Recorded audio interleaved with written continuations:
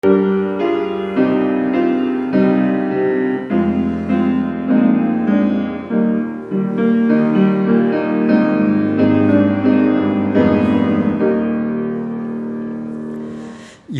경외하는 자들아, 너희는 여호와를 의지하여라. 그는 너희의 도움이시요 너희의 방패시리로다. 여호와께서 우리를 생각하사 복을 주시되 이스라엘 집에도 복을 주시고 아론의 집에도 복을 주시며 높은 사람이나 낮은 사람을 막론하고 여호와를 경외하는 자들에게 복을 주시리로다. 아멘.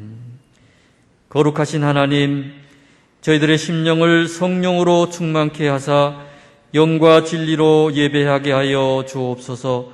자비의 주님, 사랑의 손길로 지치고 고단한 저희들의 심령을 어루만져 주시고 오늘 또 생수와 같은 은혜로운 말씀으로 낙심한 백성들을 굳건하게 세워 주옵소서. 보혜사 성령님, 저희들을 고아처럼 홀로 두지 마시고 약속하신 대로 신령한 은혜를 내려주셔서 세상에서 받을 수 없는 참된 평안과 안식을 누리게 하여 주옵소서. 예수님의 이름으로 기원하옵나이다. 아멘.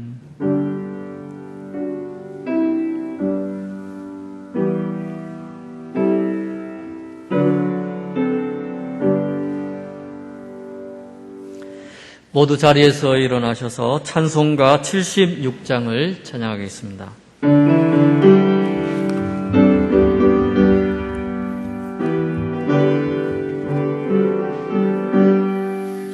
장래의 주 아버지께 감사 찬송 드립니다.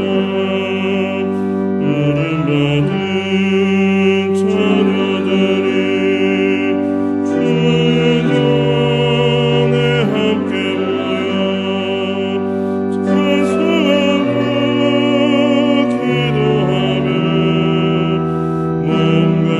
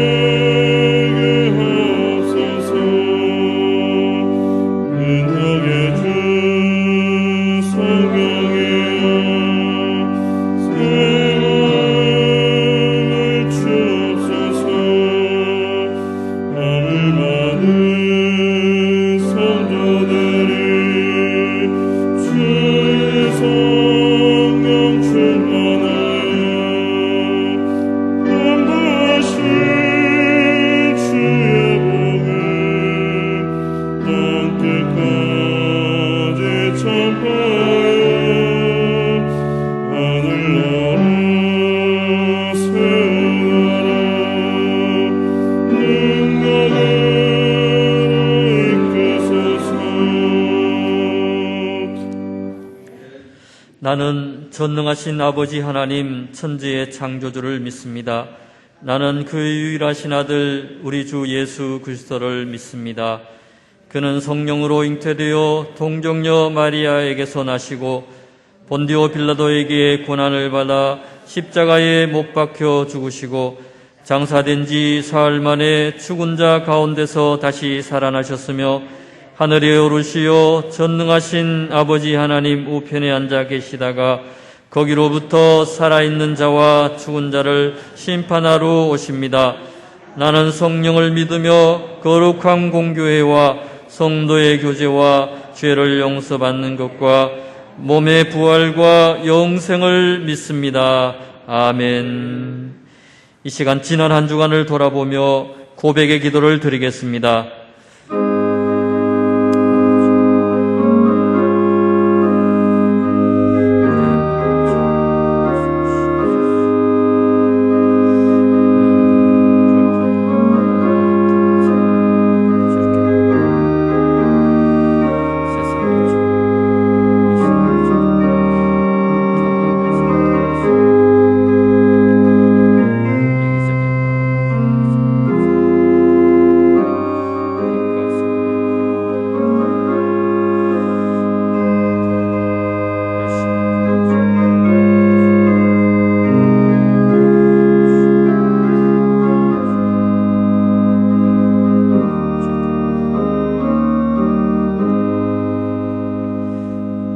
우리의 모든 죄와 허물을 용서하여 주옵소서. 예수님의 이름으로 이 고백의 기도를 드립니다. 아멘. 주께서는 용서하시는 하나님이시라. 은혜로우시며 긍휼히 여기시며 더디 노하시며 인자가 풍부하심으로 그들을 버리지 아니하셨나이다. 아멘.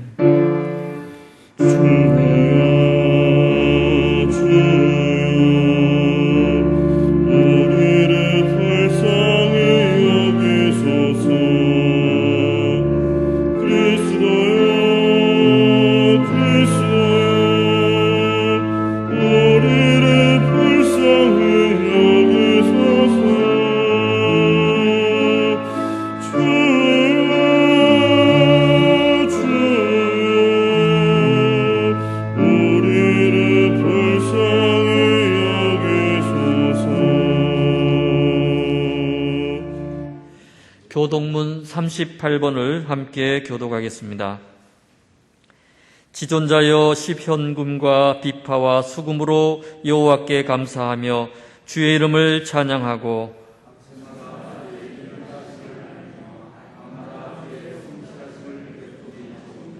여호와여 주께서 행하신 일로 나를 기쁘게 하셨으니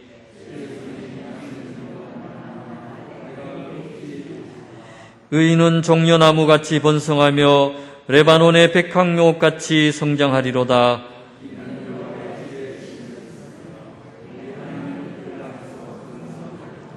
그는 늙어도 여전히 결실하며 진액이 풍족하고 빛이 청청하니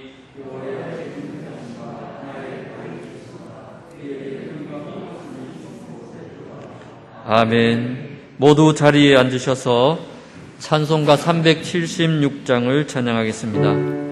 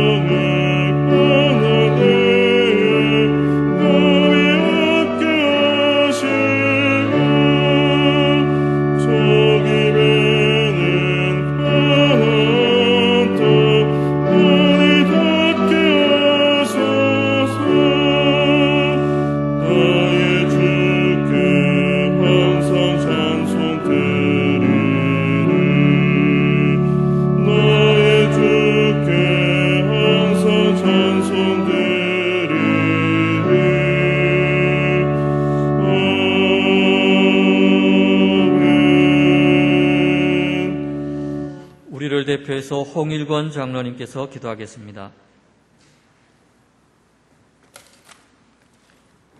기도드리겠습니다. 천지의 주제시며 인생의 주인이신 하나님을 찬양합니다. 무성했던 잎새들이 단풍으로 물들어가는 깊어가는 가을 11월 첫째 주일을 허락하시고 주님의 빛나는 보좌 앞으로 인도하시니 감사합니다. 이 거룩한 예배에 온 마음을 다하여 찬양과 경배드리기 원합니다. 이 시간을 통하여 하나님께 영광 돌리게 하시고 구원의 참 기쁨과 평안이 넘쳐나는 복된 시간으로 허락하여 주시옵소서. 너희는 마음에 근심하지 말라 하나님을 믿으니 또 나를 믿으라 말씀하셨건만 저희는 주변의 환경을 주님보다 더 크게 바라보고 세상의 염려와 사람과 형편을 탓하는 마음으로 가득 찼음을 고백합니다. 주여 저희의 허물을 용서하여 주시옵소서. 사랑과 은혜가 풍성하신 하나님, 코로나19로 지친 저희들이 새로운 용기와 소망으로 살아가게 하옵소서. 주님은 강한 성이요 방패와 병기 되십니다. 코로나19의 큰 혼란에서도 저희를 구하여 주실 줄 믿습니다. 사회적 거리 두기가 아직도 시행 중이지만 온전한 예배로 회복되기를 간절히 원합니다. 회복된 예배를 통해 주님 허락하신 기쁨을 누리며 다시 한번 뜨거운 열정이 살아나기를 원합니다. 날마다 주님의 성품을 닮아가는 삶으로 이끌어 주시고 한 알에 미리 썩지 아니하면 열매를 맺을 수 없다고 하셨사오니 우리가 주님 안에서 죽고 다시 살아 풍성한 열매를 맺게 하여 주시옵소서. 이제 계절이 어느덧 겨울을 향해 갑니다. 분주한 가을 거지에 들판을 보듯이 삶의 추수도 돌아보게 하옵소서. 그리하여 세상이 주는 즐거움에 취하지 않도록 하시고 늘 말씀을 가까이 하며 기도의 시간으로 우리의 심령을 채워 주시옵소서. 특별히 오늘부터 2020 다니엘 기도회를 시작하게 하시니 감사합니다. 비대면 시대가 되어 모여 기도하지 못하는 한국교회와 성도들이 교회를 뛰어넘어 가정과 각 처소에 역사하시는 하나님의 놀라운 능력을 경험하는 축복의 기회가 되게 하여 주시옵소서. 이번 기회를 통해 기도로 하나님을 만나 하나님과 가정, 이웃과의 관계를 회복하는 영적 회복의 현장이 되게 하여 주시옵소서. 교회의 머리 되신 주님, 하늘빛 교회와 늘 동행하여 주심에 감사합니다. 내가 작은 능력을 가지고도 내 말을 지키며 내 이름을 배반하지 아니하였다고 빌라델비 교회에 말씀하신 주님의 칭찬이 우리 교회에게도 동일하게 임하여 주시옵소서. 어렵고 힘든 시대지만 인내하는 가운데 늘 말씀을 지키고 말씀에 순종하며 말씀으로 살아내는 저희들이 되게 하옵소서. 서로를 주님의 마음으로 겸손히 섬기며 높아지기보다 낮아지고 세상의 가치로 사람을 판단하지 아니하고 늘 하늘 아버지께 소망을 두고 영적 성장을 이루어가는 지체들로 더욱 든든히 서가는 우리 교회가 되게 하여 주시옵소서. 나라와 민족을 위해 기도합니다. 이념간, 세대 간 심각해진 갈등과 분열의 상처들을 치유하여 주시고 남과 북도 화합의 시대가 속히 오게 하여 주시옵소서.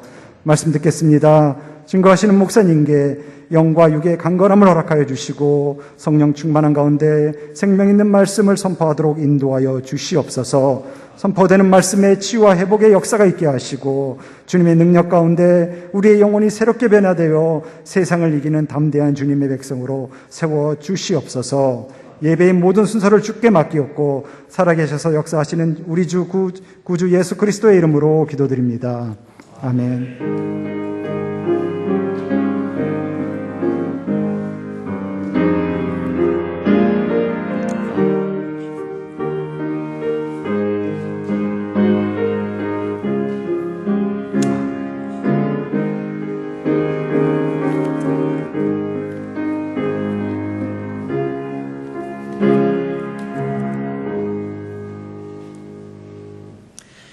오늘 우리에게 주신 하나님의 말씀은 사도행전 9장 1절에서 9절 말씀입니다.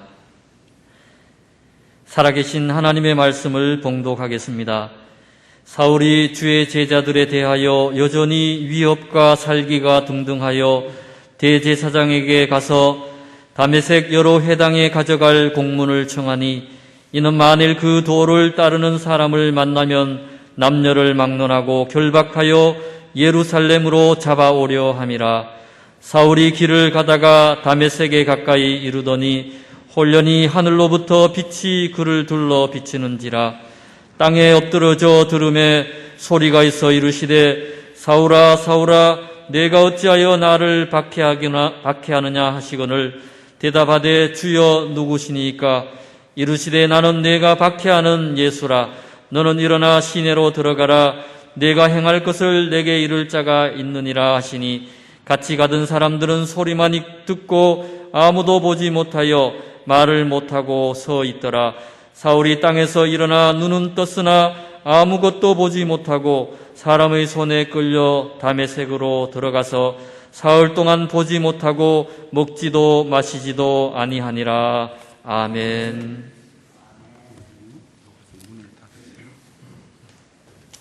할렐루야. 오늘도 예배하는 여러분들에게 하나님의 은혜와 평강이 함께 하시기를 축복합니다. 어느 딸이 가제를 하기 위해서 자기 방에서 컴퓨터를 열심히 하고 있었습니다. 아빠가 들어가서 USB를 몇 기가를 쓰느냐고 물었습니다. 그것은 다름이 아닌 우스갯소리를 하기 위해서입니다. 4기가를 쓴다고 했습니다. 그러니까 아빠가 4기가를 쓰니까 4기가 떨어지는 것이지 8기가를 쓰게 되면 팔 때 팔면 비싸게 팔릴 텐데 라고 하였습니다. 저는 이 이야기를 들을 때 그 배꼽을 잡고 웃었습니다. 오늘 여러분들은 대부분 웃는 분들이 없습니다. 썰렁 개그리라 하죠. 애들은 헐이라고 합니다. 아재 개그라고 하는 것이죠. 요새 웃음이 없는 시대, 또 웃겨도 반응하지 않는 시대, 더 자극적인 웃음을 요구하는 시대, 이것이 바로 중동 문화라고 지난 시간에 여러분들에게 말씀을 드렸습니다. 오늘 이 시대는 어지간한 자극을 줘서 만족하지를 않습니다. 불평합니다. 원망을 하는 것입니다. 반응도 하지 않고 웃지도 않는 것입니다. 이것은 우리 문화가 중동 문화로 가고 있다는 것이죠. 그럼 이 중동 문화를 어떻게 치유할 것이냐? 오늘은 불평을 이기는 감사라, 이런 제목으로 여러분들에게 말씀을 드리려고 합니다. 메들린 러바인이라고 하는 미국의 심리학자입니다. 물질적인 풍요로부터 내 아이를 지키는 방법이라는 자기 연구 결과를 발표한 것입니다. 미국의 고위층 자녀들, 아버지가 학벌도 좋고 가진 것도 많은 그 10대 자녀들을 통해서 오랜 동안 연구한 결과인 것입니다. 이들이 대부분 사회적인 우위도 가지고 출발할 때 경제적인 우위도 가지고 있는 10대들인데, 그러나 약물 중독으로 실험하고 있다. 깊은 우울증에 걸려져 있다. 정신장애를 일으키고 있다. 오히려 사회적 우위를 많이 가지고 있는데, 문화적인 좋은 혜택을 많이 받고 있는데, 좋은 것이 좋은 줄 모르고 좋은 곳에 빠져서 만족을 느끼지 못하고 오히려 더 불평하고 더 원망을 해서 약물의 도움을 얻어서 만족을 얻으려고 하고, 그러다 보니 중독 문화로 들어서 버렸다. 대단히 위험한 경고를 하고 있는 것을 보게 되는 것입니다. 이와 같은 시대에 우리가 어떻게 살아야 되는지, 특히 11월 달에는 추수감사절이 있는 감사의 달이라고 하는 것입니다. 감사만이 불평을 치유하고 이 시대의 중독을 치유할 수 있는, 감사가 하나님을 향해서나 세상을 향해서 우리가 살아가는 방법임을 가르쳐 주고 있는 것입니다. 반응이라고 하는 책에서 우리 대학생이 미국에 가서 스탠포드 대학을 나오게 됩니다. 컴퓨터를 공부를 했습니다. 또 미국에서 컴퓨터 회사를 설립해서 굉장히 크게 성공을 하게 되는 것입니다. 그러면서 도박에 중독이 되어서 자꾸 빠져만 가는 것입니다. 신앙을 가지고 있는 그의 아내는 고민이 깊었습니다. 차라리 이렇게 사느니 망해버렸으면 좋겠다. 어느 순간에 자기 입으로 내뱉은 말인데 정말 진지하게 하나님 앞에 기도를 드립니다. 하나님, 이렇게 사느니 남편이 도박에 중독이 되어서 회사도 부사장에게 맡겨놓고 시간만 나게 되게 되면 도박장에 가는데 가정도 돌보지를 않고 또 도박을 밤낮으로 하니까 육체적으로도 약해지고 영혼도 피폐해지게 되는 것입니다. 정말 이제는 진실하게 하나님 앞에 하나님, 이 사업이 망하게 해 주십시오. 그렇게 간절히 1년을 기도했습니다. 그런 가운데 자기 회사의 중요 이 부품인 이 경쟁업체에게 사업 수주를 해야만 되는데 빼앗기고 마는 것입니다. 그리고 1년도 채 안 되어서 망한 것입니다. 문을 닫게 된 것이죠. 막상 그렇게 되고 나니 올 때 갈 데가 없는 것이 자기 인생에 많은 두려움이었습니다. 그리고 나서 남편하고 한국으로 들어가자. 그리고 한국에서 살자해서 한국으로 들어오는 길에 비행기에서 좌석에 앉아 있는데 그 다른 손님이 옆에서 성경책을 펴놓고 읽고 있는 것입니다. 옛날에 신앙생활을 가졌던 그것이 생각이 나서 좌석에서 펑펑 우니까 너무 부끄러운 것입니다. 휴지를 가지고 화장실에 들어가서 비행기 화장실에서 그 휴지가 다 떨어질 때까지 그렇게 슬피 울었습니다. 하나님이 주신 축복을 지키지 못하고 오히려 이것이 죄의 도구가 되어서 미안한 마음. 그러면서 그는 이렇게 결론을 내리게 되는 것입니다. 좀 그대로 여러분들에게 인용하고자 합니다. 하나님은 사업을 망하게 하심으로 내게 복을 주셨습니다. 이렇게 기도합니다. 내게 망하게 해 주셔서 복을 주셨습니다. 하나님 정말 감사합니다. 이런 기도를 드립니다. 그리고 이분이 정말 이제 변화를 받고 도박 중독에서부터 자유함을 얻고 신학을 들어가게 되어서 지금은 선교사로서 활동하고 있는 내용입니다. 범사에 감사라. 이것이 그리스도 예수 안에서 너희를 향하신 뜻이니라. 축복만이 우리가 감사가 아니라 정말 이분에게는 망하게 된 것이 실패가 고난이 감사였습니다. 어려울 때 감사하게 되게 되면 하나님의 뜻을 이루는 것입니다. 너희를 향하신 하나님의 뜻을 우리에게 계시해 주시는 것입니다. 그래서 하나님께서는 아플 때, 실패했을 때, 넘어졌을 때, 이럴 때 감사하게 되면 하나님은 우리를 귀하게 받으시고 환경을 바꾸어 주시고 사람을 바꾸어 주시게 되는 것입니다. 추수감사절을 앞두고 3주 전에는 감사를 생각하는 주일로 금년 10개월 동안을 돌아보면서 감사를 생각하는, 그런데 좋았을 때만이 감사하는 것이 아니라 오히려 어려운 순간, 힘든 순간, 너무 아팠던 순간 하나님은 범사에 감사하는 자를 기뻐하시고 바꾸어 주시고 새롭게 해주시는 그런 은혜가 여러분에게 있기를 바랍니다. 오늘 본문은 우리가 너무나도 잘 아는 말씀입니다.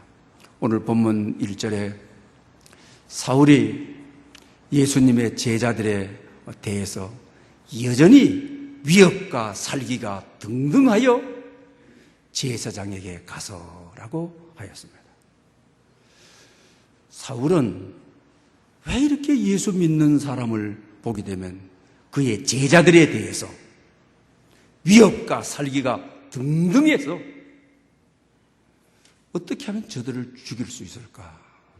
살기가 등등하다 했으니까 어떻게 하면 저들을 그냥 좀 놔둘 수는 없는데 대제사장의 공문을 가지고 다메섹 도상에 예수 믿는 자들을 데리고 와서 감옥도 넣고 핍박도 하고, 왜 저렇게 예수 믿는 자들을 보게 되게 되면은 아주 안달스러울 정도로 죽이고 싶은 충돌이 그에게 생기는 것입니까? 왜 사울은 이런 충돌을 가지는 것입니까? 사울은 자기 자신을 소개할 때 율법에 흠이 없는 자다. 바리새인 중에 바리새인이다. 하나님께 대해서는 특심을 가진, 열심히에 열심을 가진 사람이다.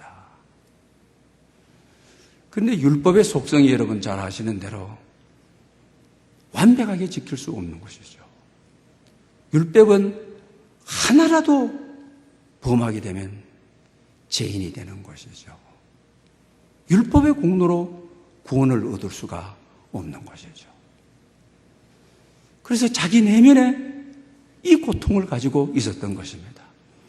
우리가 잘 아는 대로 로마서 7장에 보면 바울이 얼마나 율법 속에서 평안을 누리지 못한, 죽음을 해결하지 못한 아픔, 내 지체 안에 다른 법이 들어와서 내 마음의 법과 싸운다. 죄의 법이 나를 사로잡아 가는도다. 오라 나는 공고한 이로다. 이 사망의 몸에서 누가 나를 건져내라.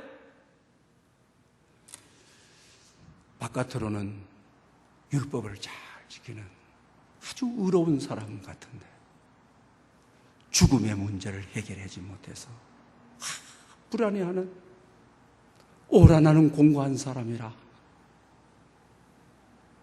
내 마음에 다른 한 법이 들어와서 날마다 나와 함께 싸우는데 제 가운데로, 제 법 아래로 나를 사로잡아 가버리는 도다. 그러니 아무리 훌륭한 사람도 자기의 이 부정적인 자기 인식이 있다라고 하는 것이죠. 그런데 이것을 꼭 숨긴 것이죠. 억누러 놓은 것이죠.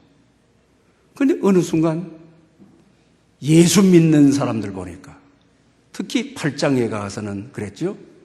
사울이 그가 죽임당함을 합당히 여기더라. 그는 스데반이죠. 8장에 가서 스데반의 순교 이야기가 나오니까 스데반이 순교당하는 것을 보고, 돌에 맞아 죽는 것을 보고 합당히 여겼다라고 말하고 있는 거죠. 왜 그 마음속에 왜 이런 마음을 가졌습니까? 스데반이 동기가 된 것이죠. 스데반이 복음을 증거하다가 체포되어 가지고 돌에 맞아서 죽는데 그의 기도를 하나님 앞에 너무 평화롭게, 주 예수여 나의 영혼을 받으십시오, 할렐루야, 천사의 얼굴이 되어, 자기는 율법적으로 의롭고 바리새인 중에 바리새인이고 율법에 흠이 없는 자기는 오라 나는 공고하여 이 사망의 몸, 이 죽을 몸, 편안이 없는 몸, 안식이 없는 내 몸. 그런데 우습게 여겼던 스데반은 돌팔매가 막 날아오는데 죽음 앞에 너무 당당하고 죽음 앞에 너무 평화를 누리고 죽음 앞에 안식과 기쁨을 누리면서 주 예수여 저의 영혼을 받으십시오.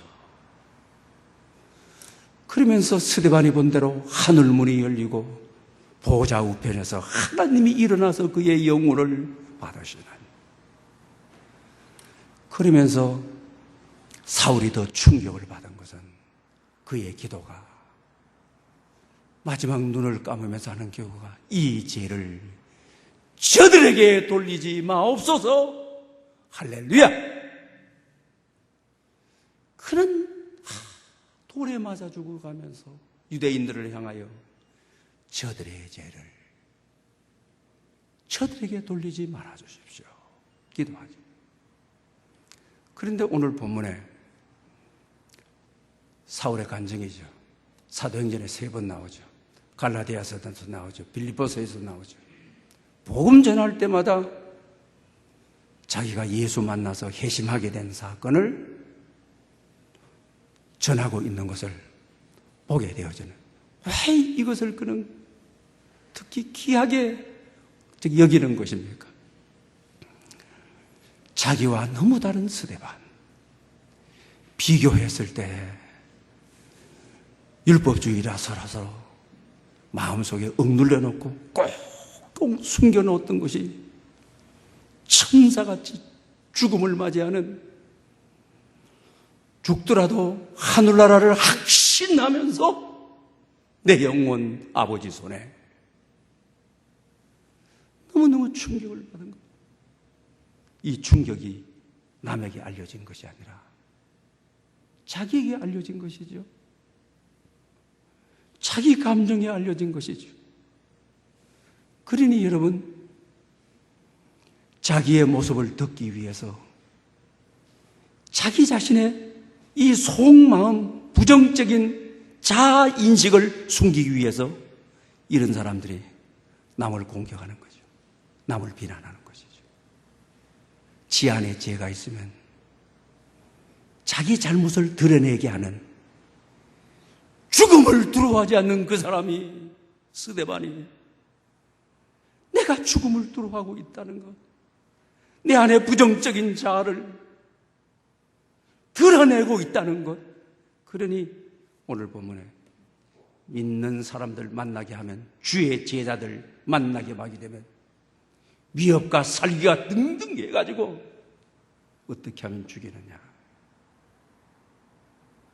그 감정이 솟구쳐 오르는 것이죠. 우리 마음속에 부정적인 자의식이 이렇게 되어버린다고 하는 것입니다. 어쩌면 우리가 지금까지 창세기 2장 3장을 같이 상고하면서 아담과 하와의 자기 방어 기제와 똑같은 것이죠. 선악과를 따먹고 부끄러움과 자기 내면의 두려움을 숨기기 위해서 동산나무 사이에 숨어버리는 것이죠. 그리고 또 따먹은 다음에 하나님 앞과 하와에게 책임을 전가해버리는, 오히려 그들에게를 비난해버리고 하는 이런 모습인 것이죠. 그런데 에덴 동산은 어떤 곳이었습니까? 에덴 동산은 하나님 말씀에 순종하고 주신 것을 감사하며 살아가는 동산이었던 것입니다. 그러나 하나님의 말씀에 순종하지 아니하고 감사를 잃어버리고 불평이 살아났을 때 쫓겨나게 되어지는 것이죠. 우리도 어쩌면 이런 방어 기제를 쓰면서 살아갈 때가 많이 있죠. 그렇다고 한다면 우리 안에 있는 이 부정적으로 내재되어 있는 불평과 원망, 이걸 어떻게 고침받을 수 있겠습니까? 그것은 바로 감사의 고백이라고 하는 것입니다. 감사의 고백은 이런 부정적인 요소를 다 치유하는 것입니다. 내 안에 있는 죽음의 공포, 이 두려움, 꽁꽁 숨기려고 하는, 누구에게도 비밀리려고 하려고 하는, 언젠가는 건드리기만 폭발해서 죽이려고 대드는 사울의 마음, 어떻게 치유해야 하만? 사울은 오늘 본문을 통하여 그가 치유되고 있는 것을 봅니다. 그가 예수님을 믿기 전에 다메섹 도상에 있는 예수 믿는 자들을 체포하여서 감옥에 갖다 넣으려고, 박해하려고. 그래서 그는 복음을 전할 때마다 자기 자신, 나는 해방자입니다, 핍박자입니다, 나는 폭행자입니다, 자기 자신을 그렇게 이야기하는 것이죠. 그런데 하나님께서 죄인 되었을 때 체포 공문을 가지고 제지으로 갈 때에 그 길을 딱 가로막으시면서 사울아 사울아 네가 왜 나를 핍박하느냐. 바울은 제지로 가는 순간에 내 좌우식이 이럴 때 나를 찾아와 주신 주님, 이걸 모든 서신에서 감사하다.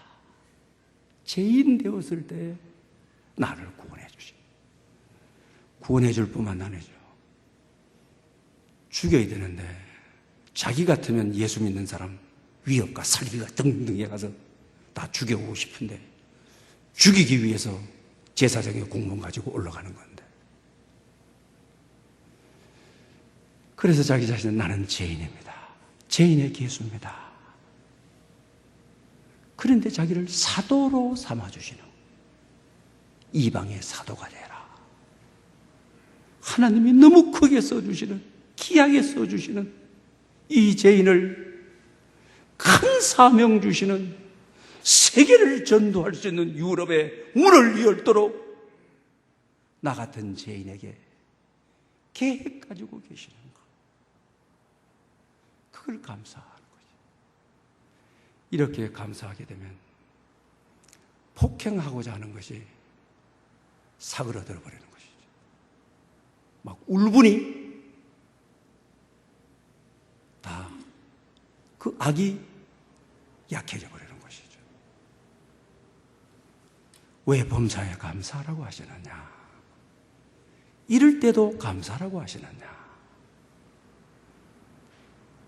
고난 가운데, 슬픔 가운데 감사하게 되면 하나님의 계획이 있다고 하는, 하나님의 섭리가 있다고 하는, 범사에 감사라, 이것이 너희를 향하신 하나님의 뜻이다, 하나님의 뜻이 이루어지는 순간이라고 하는, 그러므로 고난 가운데 감사를 하나님이 기뻐하시는 것입니다. 바울을 한번 생각해 보십시오. 다른 사람하고 비교했을 때, 스데반과 비교했을 때 얼마나 열등감 느꼈습니까? 죽음 앞에도 천사의 얼굴로 변하니 나는 뭐냐, 내 꼴이 이게 뭐냐, 이게 오히려 저런 사람 죽이고 싶은 것이 내 꼴이, 내 모습이니까요. 율법의 기준으로 비교해 봤을 때 율법으로는 죽음의 문제를, 죄의 문제를 해결할 수가 없게 되니까 죄책감, 수치, 자기 수준으로 비교해 보니까, 자기 기준에서 비교해 보니까 폭행자, 해방자, 박해자. 그런데 하나님께서 내 모습 이대로를 그대로 받아주신다는 것이죠. 이걸 감사하는 것이죠. 감사의 특징은 내 연약한 모습을 그대로 받아서 내 자존감을 세운다는 것이 감사의 특징이라고 하는 것입니다. 하나님께서 나를 받으셨는데 내 모습 이대로를 감사함으로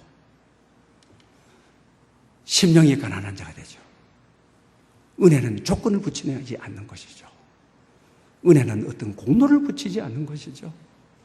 그러니 내 모습이 이대로니까 이대로를 받아주시는 하나님, 하나님이 나를 받아주셨는데 감사합니다 라고 하는 말은 내 이 수치, 죄책감, 열등감, 주님 내가 이것을 그대로 받습니다. 감사는 마음을 다해 말과 몸과 태도로 진심으로 받아들이는 것이 감사인 것이죠. 이것이 결과적으로 어떻게 되는 것입니까? 자기의 변화를 가져왔습니다. 하나님이 쓰는 도구가 되었습니다. 하나님이 역사하시고 말았다고 하는 것입니다. 에덴 동산에 죄를 짓기 전에 부부가 서로 벗은 채 있었지만 부끄럽지 않았다. 이 말은 무슨 말입니까? 죄를 지은 다음에 책임 전가하고 불평하고 했죠. 최소한의 가정 공동체는 벗었으나 부끄럽지 않았다. 서로 불평하지 않았다. 서로 비난하지 않았다. 서로 비평하지 않았다. 죄를 짓기 전에 우리의 모습 그대로는 감사뿐이었다라고 하는 것입니다. 그러므로 죄를 짓기 전에 가장 가정의 전제적인 조건이 감사였음을 우리가 알게 되어지는 것입니다. 그러므로 불평이 일 때, 비난이 일 때, 정죄하려고 할 때 감사의 고백은 이 모든 것을 잔잔케 하는, 하나님 앞에 쓰임받는, 나를 새롭게 빚어가는 하나님의 역사를 가져오게 되는 것입니다. 금년 한 해를 돌아보면서 여러분, 하나님 나를 그대로 받아주시는 주님, 실패는 실패대로, 살아온 한 해의 부끄러움은 부끄러움 그대로, 좌절한 것은 좌절한 그대로, 좋았던 것만이 아니라 이 사울, 나중에 바울로 변하죠. 이걸 그대로 감사하고 자기 자신도 자기 자신에게 감사로 받아들이는,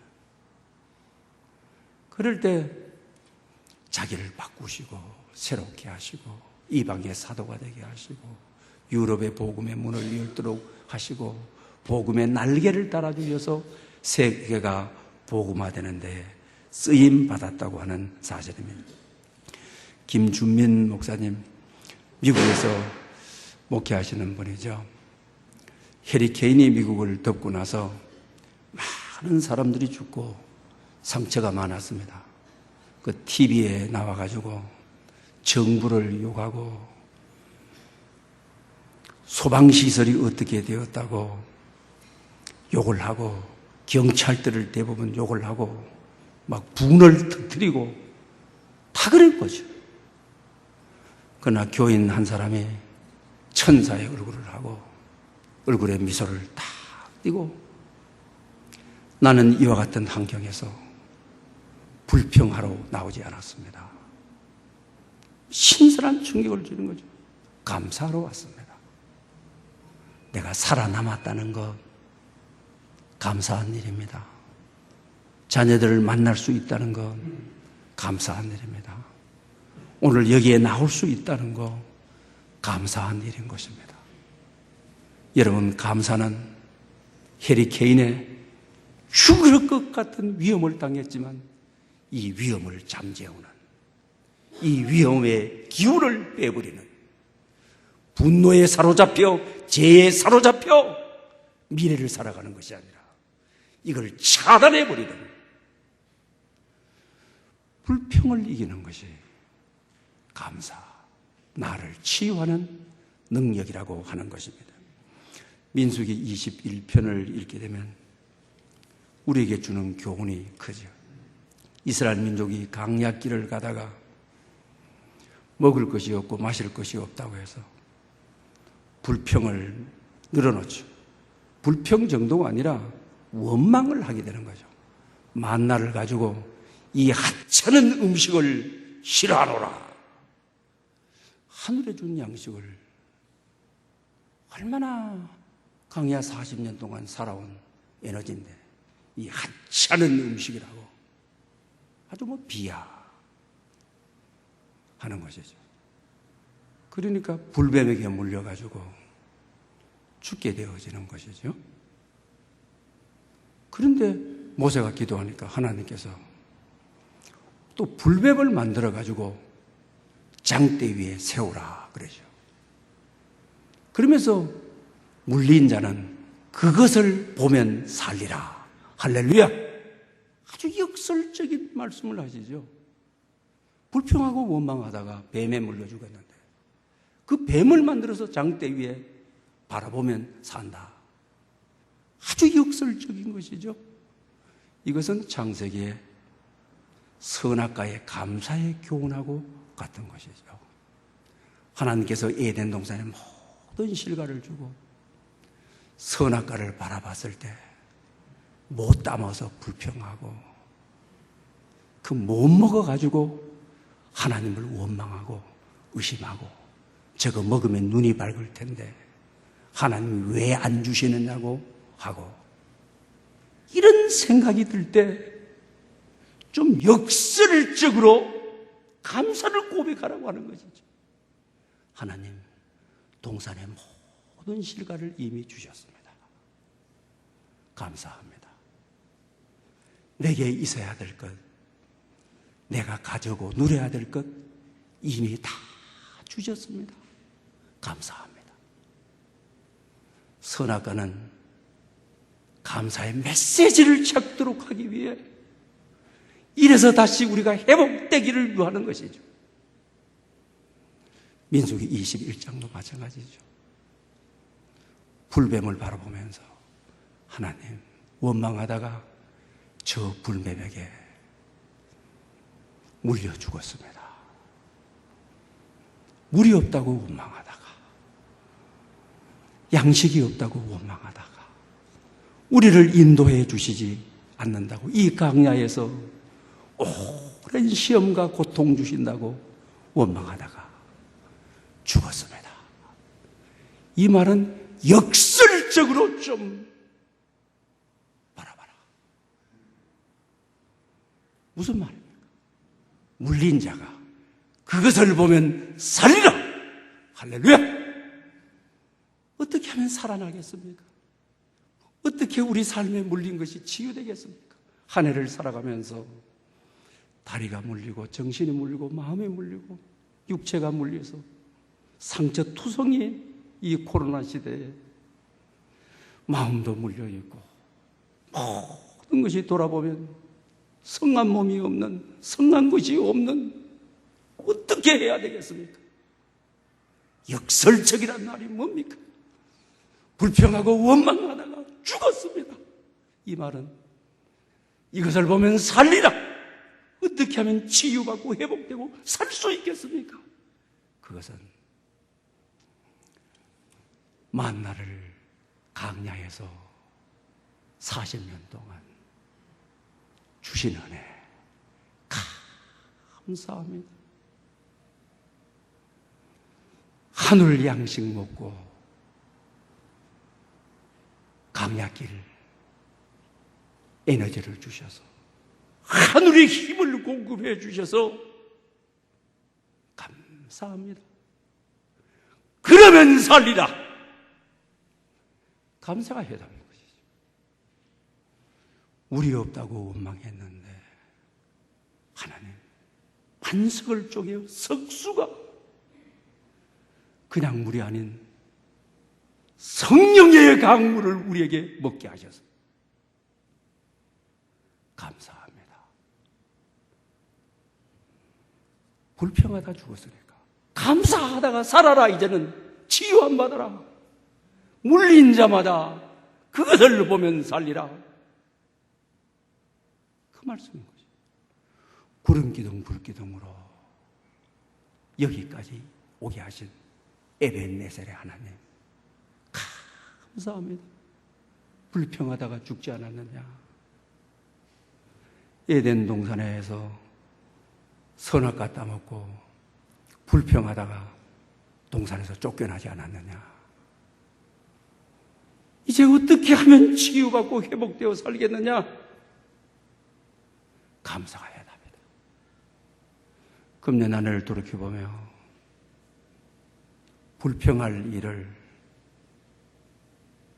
감사함으로 이기는, 감사함으로 회복되는, 감사함으로 치유되는, 우리의 삶의 아픔과 슬픔과 모든 실패를 그것을 보면 살리라. 감사하며 살리라. 이 말씀을 우리 심령 속에 담아서 왜 범사에 감사라고 하셨는지 그 뜻을 마음속 깊이 새길 수 있어야만 되겠습니다. 어느 분이 초신자가 공사장 4층에서 떨어지게 되었습니다. 죽은 줄 알았습니다. 의식을 회복해서 손가락을 움직여보니 움직여집니다. 어깨를 움직여보니 움직여집니다. 발가락도 움직여보니 움직여집니다. 일어났습니다. 근데 얼굴이 너무 아픕니다. 병원에 가니까 얼굴을 수술해야 되겠다고, 다른 데는 이상이 없다고 해요. 얼굴을 수술하기 위해서 며칠 입원을 하는데 며칠이 지나니까 머리가 빠개지는 것 같이 아픈 것입니다. 다시 검사를 해보니까 골이 흔들려서 제자리에 위치하지 못하고 골에 피가 고여 있다는 것입니다. 수술을 하든지 약물로 치료를 하자고 합니다. 근데 선생님이 몇 날이 지나니까 수술할 필요도 없고 약물로 치료가 가능하다고 하는 것입니다. 그런데 목사님께서 대신방 중에 연락을 받고 왔습니다. 그러니까 이분이 박 목사님을 보니까 너무 기뻐하는 것입니다. 목사님, 하나님께서 나를 이렇게 받아주셨어요. 감사해요. 그러면서 자기를 받아주는 것처럼 목사님을 그렇게 안는 것입니다. 그러니 뭐가 그렇게 죽을 고비 넘겨놓고 뭐가 그렇게 감사하냐라고 하니까 하나님이 나를 받아주셨으니까요. 이와 같은 가정을 통해서 죽음의 사선을 넘는 가정을 통해서 하나님이 나를 찾아봐 주시고 나를 만나 주셨으니까요. 근데 그 옆에 있는 아내가 한수를 더 거두는 것입니다. 여보, 내가 당신을 위해서 매일 주일날마다 어깨를 나란히 하고 하나님께 예배드리게 해주십시오라고 기도했는데 옛날에 팔을 다친 적이 있었습니다. 제일 처음에는 열심을 내다가 나중에 또 주의를 지키지 않았습니다. 그러니 또 남편이 한수를 더 거두는 것입니다. 어깨를 나란히 해서 예배 드리자고 하지 말고 마음을 나란히 해서 예배 드리게 해달라고 하지. 그러면서 이들은 이 고난 가운데 정말 하나님께 감사하는 것입니다. 여러분, 이런 고난은 그냥 짝대기만 내서 세상에 중독들지 않게 균형 잡힌 신앙생활을 하도록, 고난은 하나님의 명령이 되어 나를 향한 하나님의 축복이 되어 지금은 알지 못하지만 하나님의 계획이 알려지는 날, 하나님의 섭리가 내게 알려지는 날, 그 고난이 얼마나 축복이었는지, 그 고난이 나를 향한 하나님의 명령이었는지를 우리는 분명히 알게 될 것입니다. 한 해를 돌아보면서 내가 가지지 못한 것, 못 가진 것, 부족한 것, 내 마음에 안 차는 것, 이럴 때 대부분 원망하죠. 불평하죠. 욕심에 이끌려 이걸 채우려고 살다가 세월 다 보내어버리고 마귀에게 물려 상처투성이 보낸 것이죠. 여러분, 이럴 때 불평한 것이 아니라 대부분 부족하게 되면 양이 안 차니까 어떻게 그 양을 채우려고, 욕심을 채우려고 불평하고 원망을 하기가 쉽죠. 이와 같을 때 범사에 감사해라. 오늘 보면 불평을 잠재우는, 욕심을 잠재우는, 불평을 이겨 세상에서 승리하는 그 답이 감사라고 하는 것입니다. 우리는 살 길을 찾아야만 되는 것이죠. 성형수술, 예뻐지고자 하는 것이 나쁜 것은 아닐 것입니다. 해바라기 아주마 여러분들 잘 아시죠? 예뻐지기 위해서 자꾸 수술을 했다가 다 망쳐버리는 거죠. 이미 주어졌던 것, 이 세상에 올 때 하나님께서 그대로 주신 것, 그냥 감사를 다 잃어버리는 인생이 되고 마는 것입니다. 그러므로 욕심에 이끌려 살게 되면 끝없이 불평하다가 우리의 삶이 공고하고 우리의 삶에 아픔만 남깁니다. 사울도 오늘 본문에서 그랬습니다. 그러나 하나님을 만난 다음에 바울의 모든 서신은 감사해라, 감사해라, 감사해라. 이것이 세상을 살아가는 지혜다. 세상을 이기는 방법이다. 욕심을 이기는 방법이다. 행복하게 사는 방법이다. 성도가 살아가야 할 길이다. 감사절기를 맞이하여 감사함으로 불평과 삶의 문제를 해결하고 살 길이 회복되는, 치유되는 여러분의 삶에 역사가 있으시기를 축복합니다. 기도드리겠습니다. 은혜의 하나님 아버지, 뭔가 부족하여 아쉽고 이러한 이유로 원망과 불평으로 이어지지 않고 범사에 감사함으로 불평을 잠재우고 내 삶의 문제가 해결되는 역사가 있게 해 주시옵소서. 성령님께 이끌려 날마다 감사의 삶을 살아갈 수 있도록 우리를 다스려 주시옵소서. 예수님의 이름으로 기도 올리옵나이다. 아멘. 오늘 주신 말씀을 생각하면서 찬송가 217장을 드리겠습니다.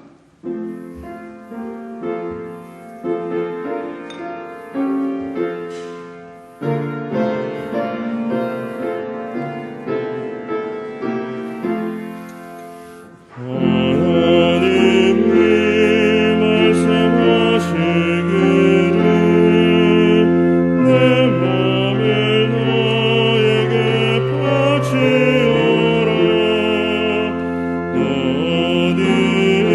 있든지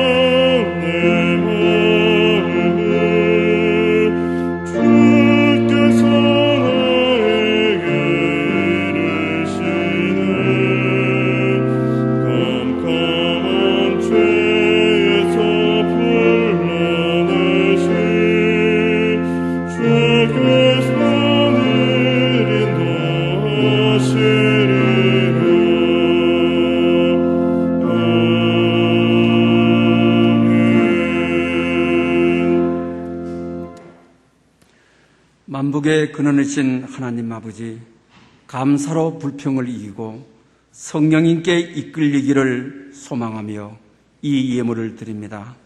우리의 신앙 고백과 마음과 정성을 담아 11조와 각종 감사, 성교, 건축, 특별 예물을 드립니다. 그가 너희를 위하여 비를 내리시되 이른 비를 너희에게 적당하게 주시리니 이른 비와 늦은 비가 예전과 같을 것이라. 마당에는 밀이 가득하고 독에는 새 포도주와 기름이 넘치리로다 하신 약속의 말씀이 성취되게 하여 주시옵소서. 이 성김의 예물이 천국에서 해같이 빛나게 하시고 주님이 기억하시는 향기로운 제물이 되게 하옵소서. 이 예물을 인원하여 이들의 손길과 발길이 닿는 어디에도 복에 복을 더하여 주시고 지경을 넓혀 주시옵소서. 예수님의 이름으로 기도 올리옵나이다. 아멘. 이제 다 함께 일어나셔서 우리 찬송가 감사 찬양 1절을 드리겠습니다.